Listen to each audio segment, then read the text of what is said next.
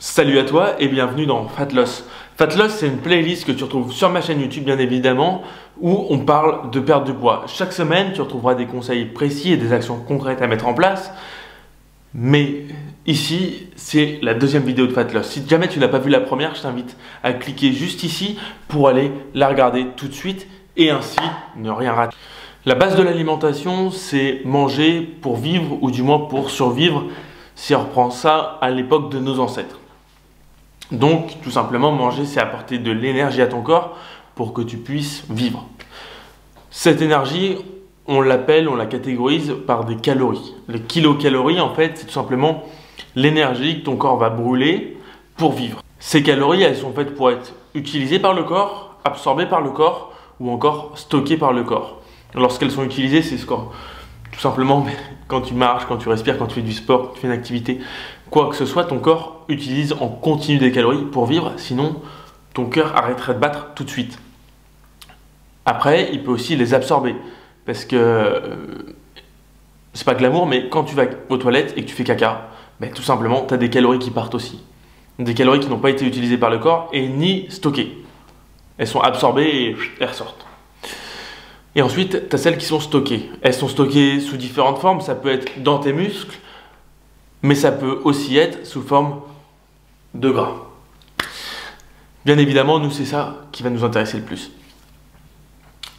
Il faut savoir que si jamais tu manges plus de calories que ce que tu en dépenses, tu vas tout simplement stocker. Si jamais tu manges autant de calories que ce que tu en dépenses, tu vas te maintenir. Et si jamais tu manges moins de calories que ce que tu en dépenses au cours d'une journée, tu vas être donc en déficit calorique et donc venir perdre du poids.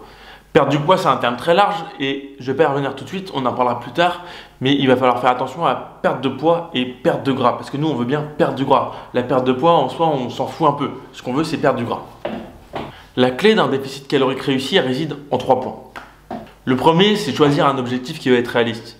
Aujourd'hui, tu as peut-être été confronté à des régimes qui ont été draconiens et souvent, ils sont échoués parce que c'est tellement drastique que ça tient pas, quoi. Enfin, je veux dire, se mettre un couteau sous la gorge et se dire ça va passer, ça va passer, ça va passer, ça marche pas. Non, ce qu'on va faire, c'est qu'on va se dire tiens, on va aller perdre 500 grammes par semaine, pas plus, pas moins, et on va s'y tenir. Grâce à ça, ça va nous permettre d'avoir un objectif qui va être atteignable chaque semaine et qui va nous permettre d'être tout simplement dans un certain confort, c'est-à-dire qu'on ne va pas drastiquement changer son alimentation, on va pouvoir jouer sur le volume alimentaire pour augmenter le volume tout en perdant du poids et donc faire ça avec plaisir, avec le smile et tranquillement. La deuxième erreur, c'est de baser son déficit calorique sur un calcul en calories. Par exemple, de se dire, tiens, je vais réduire de 750 calories par semaine. Ça, c'est une erreur parce qu'on a tous un métabolisme différent. On est tous constitués différemment et donc quelqu'un qui brûle, je dis n'importe quoi, 2500 calories au repos peut diminuer à 500 calories et arriver à un total en déficit calorique de 2000 calories. Alors que toi, à l'inverse, si jamais tu es dans le dur, que tu es à 1700 calories de base, si tu réduis de 500, tu vas être à 1200. Et 1200, je te garantis que c'est vraiment pas bon pour ton corps et très difficilement tenable. Enfin, du moins pour moi, c'est quasiment impossible. Donc, on va aller chercher un pourcentage et on va se dire qu'on va faire un déficit calorique d'un certain pourcentage qu'on va venir jongler avec à l'avenir. Partir sur un déficit de 20%, c'est ce que je conseille dans la grande majorité du temps. Donc, on choisit un objectif concret, un objectif tenable. On choisit un déficit calorique en pourcentage et non en chiffres, parce que ça, c'est une erreur draconienne. Et troisièmement, on va adapter l'objectif à la perte de poids. Concrètement, ça veut dire quoi? Ça veut dire que si jamais tu souhaites perdre 30 kg, on ne va pas se dire tiens, je vais perdre 30 kg en 3 mois. Non, on va aller calculer ça. Je te prends un autre exemple tout de suite. Pour brûler environ 450 grammes, il faut consommer en moyenne 3500 calories. C'est-à-dire que tu dois créer un déficit calorique de 3500 calories sur une semaine si tu veux perdre 450 grammes dans cette semaine.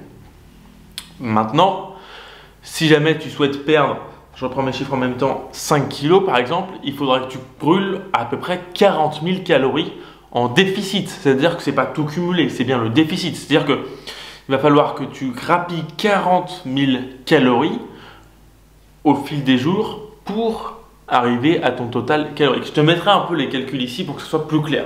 Parce que là, j'ai bien conscience que ça peut être un peu bon. Concrètement, ça correspond à un déficit calorique d'environ 500 kcal sur 80 jours si tu souhaites faire ça de façon tranquille et saine.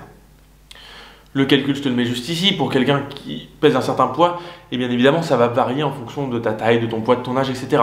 Je te mettrai en description le lien vers mon site internet où tu retrouveras tous les calculs pour calculer combien de kilocalories tu as besoin en repos, combien de kilocalories tu consommes avec tes séances de sport, etc. Je te mettrai tout ça dans la description. Et moi, je te dis à très bientôt pour une prochaine vidéo de la playlist Fat Loss. Si cette vidéo t'a plu, tu peux t'abonner, la partager et mettre un j'aime. À bientôt.